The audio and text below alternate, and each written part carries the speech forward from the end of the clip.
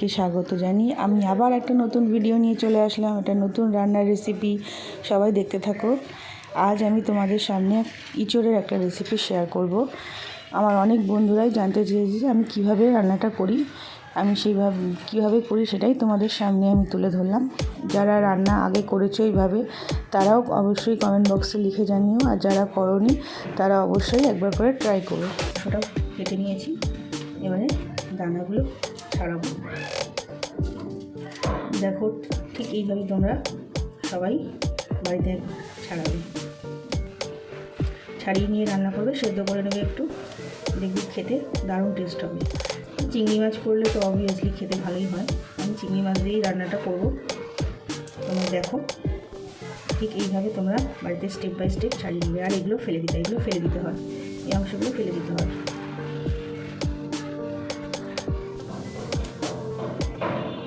গায়ে যে চামড়াগুলো এরকম ফেলে দিয়ে এই অংশটা নিতে হয়।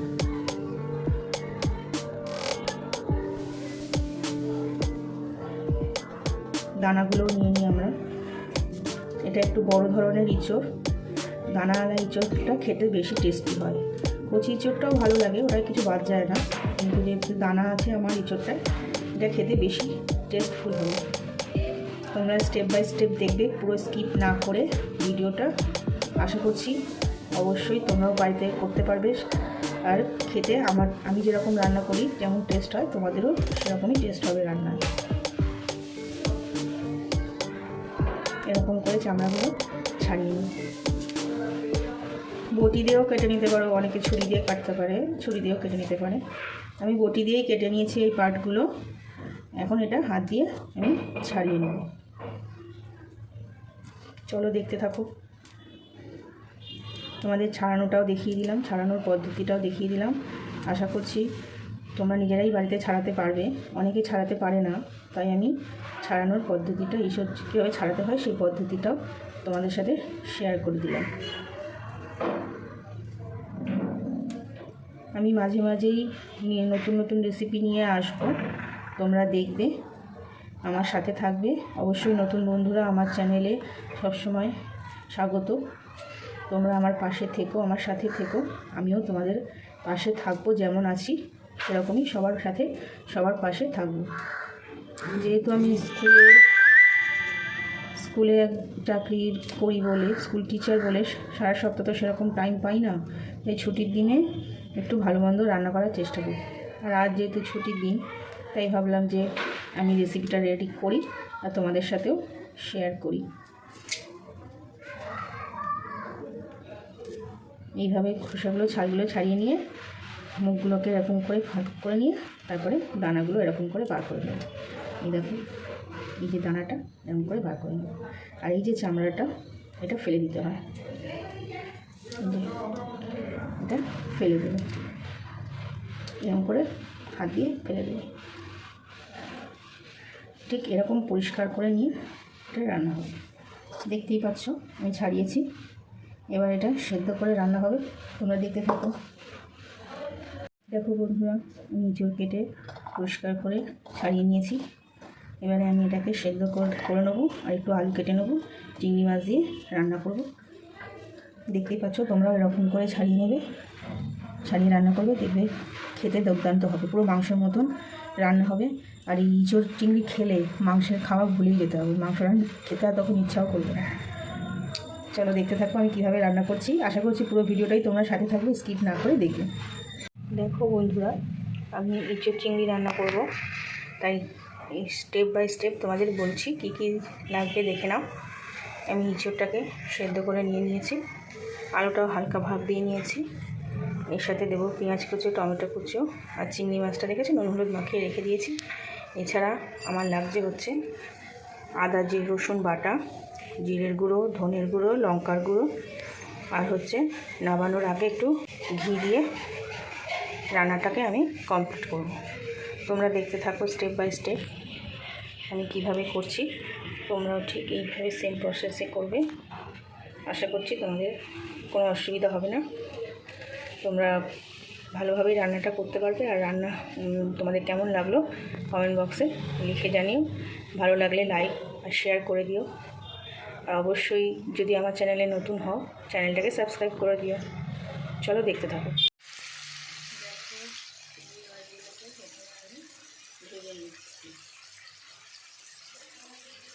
এরপর হালকা একটু আলুগুলোকে তেলের মধ্যে ভালো করে দেখো বন্ধুরা, প্রথমে আমি মাছগুলোকে তেলের মধ্যে ভেজে নিলাম, চিংড়ি মাছগুলো।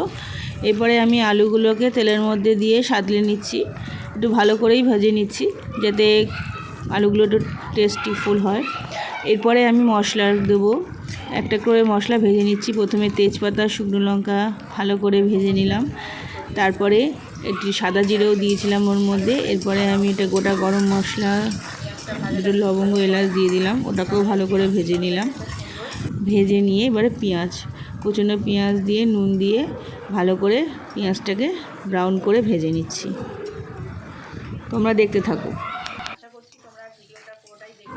দেখো বন্ধুরা, পেঁয়াজগুলো ব্রাউন কালার করে হালকা হালকা ভেজে নিচ্ছি আমি। লালচে লালচে টাইপের কালার হয়ে এসেছে, দেখতেই পাচ্ছ। পেঁয়াজটা ভাজা প্রায় হয়ে এসেছে। এরপরে আমি কি করি তোমরা দেখতে থাকো। অবশ্যই তোমরা পুরো ভিডিওটা স্কিপ না করে পুরোটা দেখবে। টমেটো কুচিগুলো দিয়ে দিলাম, তেলের মধ্যেই দিয়ে দিলাম পেঁয়াজের সাথে, দিয়ে দুটো একসঙ্গে নেড়ে চেড়ে আমি ভেজে নিচ্ছি। টমেটো আর পেঁয়াজটা একসঙ্গে ভালো করে তেলের মধ্যে নেড়ে চেড়ে আমি সাথে নিলাম, ভেজে নিলাম। টমেটোগুলোও নরম হয়ে যাচ্ছে তেলের সঙ্গে দেওয়াতে, দেখতেই পাচ্ছ পুরো টমেটোগুলো আস্তে আস্তে নরম হয়ে যাচ্ছে। এবারে হলুদ গুঁড়ো দিয়ে দিলাম একটু ওপর থেকে ছড়িয়ে।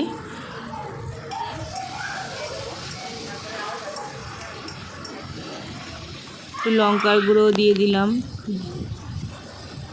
ধনের গুঁড়ো। এবার আদা বাটা, জিরে গুঁড়ো, ধনে গুঁড়ো সবই আমি এক এক করে অ্যাড করতে থাকলাম। যেহেতু মাংসের মতন রান্না হবে, অতএব আমাকে এগুলো সবই স্টেপ বাই স্টেপ দিতে হবে রান্নার মধ্যে, নাহলে স্বাদটা তো আসবে না। তাই আমি সব এক এক করে দিয়ে নাড়তে থাকলাম তেলের মধ্যে ভালো করে। দেখো আমি এখনও পর্যন্ত কিন্তু জল দিইনি, ভালো করে আগে তেলের মধ্যে সব মশলাগুলোকে নেড়ে চেড়ে ভেজে নিচ্ছি। এবার একটু জিরের গুঁড়ো আর একটু অ্যাড করে দিলাম আমি, ধনের গুঁড়োও অ্যাড করে দিলাম,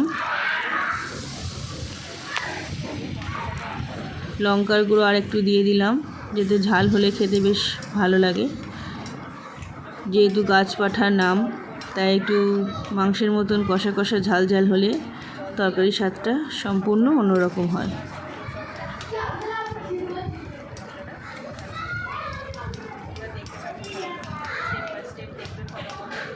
ঠিক এইভাবেই ইঁচড় চিংড়ি তোমরা বাড়িতে রান্না করবে। আশা করছি এইভাবে যদি করো কারোর কোনো প্রবলেম হবে না, সবাই ঠিকঠাকভাবেই রান্নাটা করতে পারবে।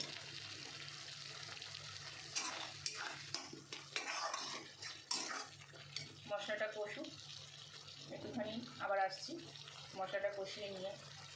দেখো বন্ধুরা, আমার মশলাটা প্রায় কষানো হয়ে এসেছে,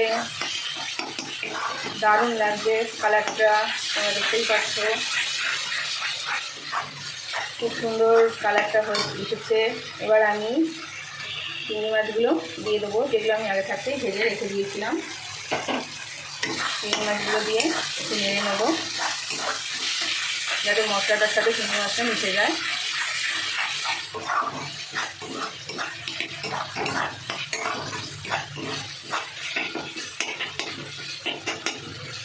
নতুন বন্ধুরা সবসময় আমার চ্যানেলে আসবে, আমার পাশে থাকবে, আমিও তোমাদের পাশে থাকবো।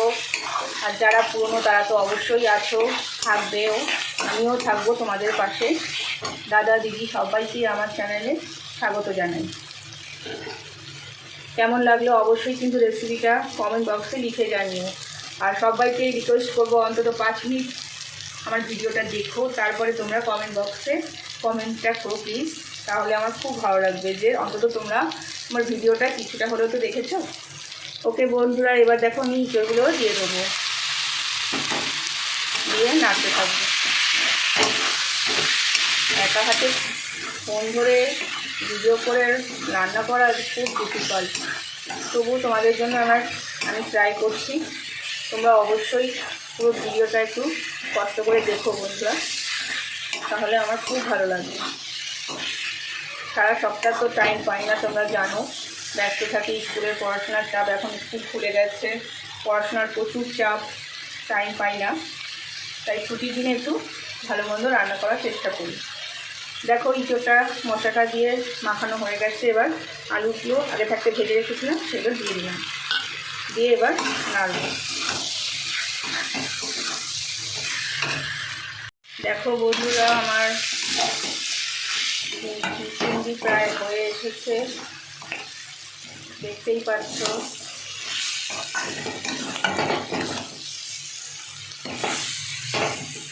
এবার আমি এর মধ্যে একটা দারুণ জিনিস অ্যাড করব। সবাই এটা অ্যাড করবে, দেখবে খাওয়ার স্বাদটা পুরো চেঞ্জ হয়ে যাবে। দেখো, সেটা হচ্ছে এভারেস্টের মিট মশলা। এটা তোমরা একটু সবাই ট্রাই করবে, এর মধ্যে দেবে।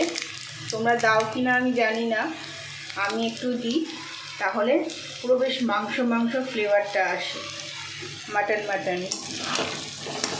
যেহেতু সানরাইজের মাটন মশলা, এটা মাটন মিট মশলা, তাই এটা বেশ একটা মাংস গন্ধ এটার থেকে পাওয়া যায়। দেখো আমার রান্না প্রায় হয়ে এসেছে, এটা দিয়ে একটু নাড়িয়ে নিলাম। চিংড়ি মাছটা তো আগেই দিয়ে দিয়েছি, তোমরা দেখেছো। এবার আমি গরম মশলা আর ঘি দিলেই আমার রান্নাটা কমপ্লিট হয়ে যাবে। অবশ্যই নুনটা আমি আগে দিয়ে নিয়েছি, তাই পরে আর আমি অ্যাড করলাম না। তোমরা রান্না করার সময় তোমাদের পরিমাণ মতন, তরকারির পরিমাণ মতন নুন তোমরা আন্দাজ করে দিয়ে দেবে। দেখো বন্ধুরা, এবার আমি ঘিটা অ্যাড করে দেবো।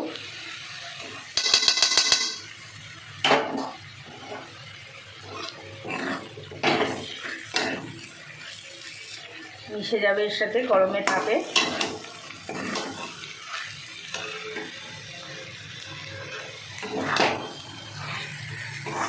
ঘিটা মিশে গেলেই আমি গরম মশলা দিয়ে নামিয়ে নেব। দেখতেই পাচ্ছ তরকারিটা কেমন একটা মাখা মাখা ভাব এসেছে, খেতেও ঠিক এরকমই টেস্টফুল হবে। তোমরা করো স্টেপ বাই স্টেপ, তাহলে পুরো বুঝতে পারবে।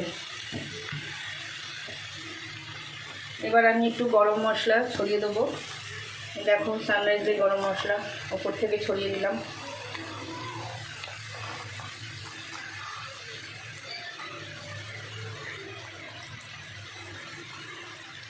গ্যাস অফ করে দিলাম।